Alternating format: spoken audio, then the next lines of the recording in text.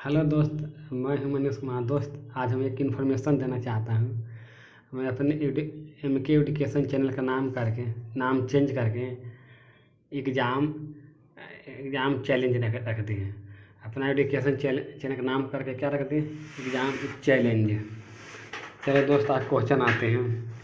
जीवन की मूलभूत इकाई क्या है? कोशिका। जीवन की मूलभूत इकाई क्या है? कोशिका। कोशिका के बारे में निम्न में से कौन सा कथन सही नहीं है? ऑप्शन होगा डी, सभी देह ऊतकों में एक ही प्रकार की कोशिकाएं विद्यमान होती है। गलत हो गया। कोशिका के बारे में कौन सा कथन सही नहीं है? ऑप्शन डी, सभी देह ऊतकों में एक ही प्रकार की कोशिकाएं विद्यमान होती है। क्या है? गलत है। कोशिका से संबंधित कौन कौन से कथन सही हैं? कोशिका के आकार और आमाप विशिष्ट कार्य से संबंधित होते हैं। कुछ कोशिकाओं के बदलते आकार होते हैं।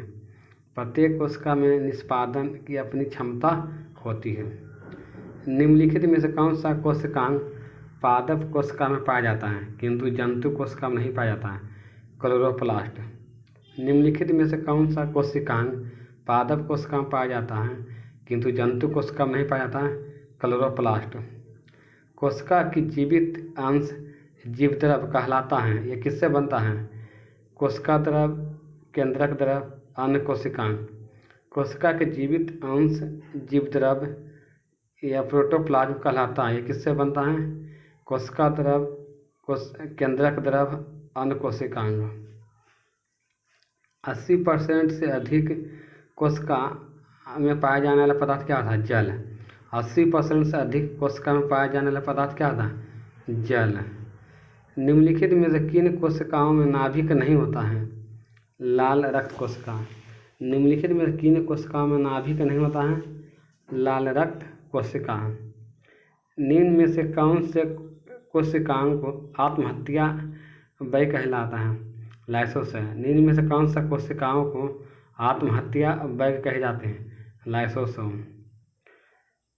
निम्नलिखित अंकों में से कौन सा एक अर्धपारगम्य होता है? कोशिका झिल्ली। निम्नलिखित कोशिका अंकों में से कौन सा एक अर्धपारगम्य होता है? कोशिका झिल्ली। निम्नलिखित में किसको कोशिका का पावर प्लांट भी कहा जाता है? माइटोकॉन्ड्रिया। निम्नलिखित में किसको कोशिका का पावर प्लांट भी कहा जाता है? माइटोकॉन्ड्रिया। यह श्वसन श्रृंखला का उपयोग कर पादप कोशिकाओं में ऊर्जा का उत्पादन कौन करता है? माइटोकॉन्ड्रिया। यह श्वसन श्रृंखला का उपयोग कर पादप कोशिका में ऊर्जा का उत्पादन कौन करता है? माइटोकॉन्ड्रिया। मानव शरीर में मौजूद निम्नलिखित कोशिकाओं में से किसमें माइटोकॉन्ड्रिया नहीं पाया जाता है? लाल रक्त कोशिका में। मानव शरीर में मौजूद निम्नलिखित कोशिकाओं में से किसमें माइटोकॉन्ड्रिया नहीं पाया जाता है? लाल रक्त कोशिका में। निम्नलिखित में से कोशिका का नियंत्रक केंद्र कौन होता है? केंद्रक। निम्नलिखित में से कोशिका का नियंत्रक केंद्र कौन होता है? केंद्रक। निम्नलिखित कोशिका की सूक्ष्मतम जीवित कोशिका कौन है? माइक्रोप्लाज्मा। निम्नलिखित कोशिका में की सूक्ष्मतम जीवित कोशिका कौन है? माइक्रोप्लाज्मा। DNA का संबंध जिस अति मूल प्रोटीन से है उसे क्या कहते हैं? हिस्टोन। DNA का संबंध जिस अति मूल प्रोटीन से उसे क्या कहते हैं? हिस्टोन।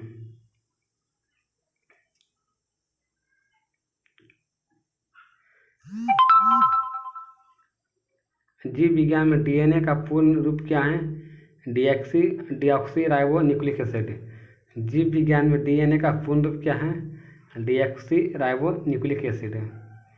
DNA के पॉलीन्यूक्लियोटाइड श्रृंखला में क्या समाविष्ट होता है?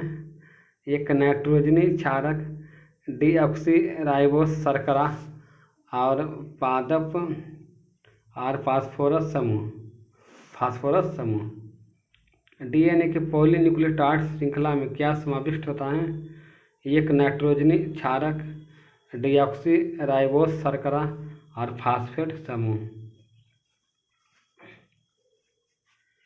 DNA के संबंध में निम्न में कौन सा कथन सही है? DNA के संबंध कौन सा कथन सही है? कौन सा हो जाएगा? 1, 2 और 3। 1, 2 और 3। डीएनए के सभी जीवित जीवों का आनुवंशिक पदार्थ होता है। डीएनए के सभी खंड प्रोटीन का संश्लेषण को कोडित करते हैं। 3 हो जाएगा, डीएनए माइटोकॉन्ड्रिया में भी पाया जाता है। डीएनए सभी जीवित जीवों का आनुवंशिक पदार्थ होता है। डीएनए के सभी खंड प्रोटीन के संश्लेषण को कोडित करते हैं। डीएनए माइटोकॉन्ड्रिया में भी पाया जाता है। निम्नलिखित में से क्या डीएनए में मौजूद होता है किंतु आरएनए में मौजूद नहीं रहता? थायमिन। निम्नलिखित में से क्या डीएनए में मौजूद रहता है किंतु आरएनए में मौजूद नहीं रहता है? थायमिन। आरएनए का प्राथमिक कार्य क्या होता है? प्रोटीन संश्लेषण। आरएनए का प्राथमिक कार्य क्या होता है? प्रोटीन संश्लेषण। अब क्वेश्चन नंबर 20 है दोस्त, राइबोसोम होते हैं आरएनए, राइबोसोम होते हैं आरएनए, राइबोसोम होते हैं आरएनए। आनुवांशिक यूनिट पदार्थ जीन होते हैं गुणसूत्रों में। आनुवांशिक यूनिट पदार्थ जीन होते हैं गुणसूत्रों में। डीएनए का द्विसूत्रीय संरचना का पता लगाया था वाटसन और क्रिक। डीएनए का द्विसूत्रीय संरचना का पता लगाए वाटसन और क्रिक। सबसे पहले डीएनए को अलग किसने किया? फ्रेडरिक हफमिचर। फ्रेडरिक हफमिचर। सबसे पहले डीएनए को अलग किसने किया? फ्रेडरिक हफमिचर। डीएनए के 2 स्ट्रेट बंध होते हैं हाइड्रोजन बॉन्ड से। डीएनए के 2 स्ट्रैंड बंधे होते हैं हाइड्रोजन बॉन्ड द्वारा। डीएनए एक तंतु गुच्छ से आरएनए में आनुवांशिक सूचना का प्रतिरूपण की प्रक्रिया क्या कहलाता है? अनुलेखन। डीएनए के एक तंतु गुच्छ से आरएनए आनुवांशिक सूचना के प्रतिरूपण की प्रक्रिया क्या कहलाती है? अनुलेखन। इसी के साथ में दोस्त आज बायोलॉजी का पार्ट 3 समाप्त हुआ।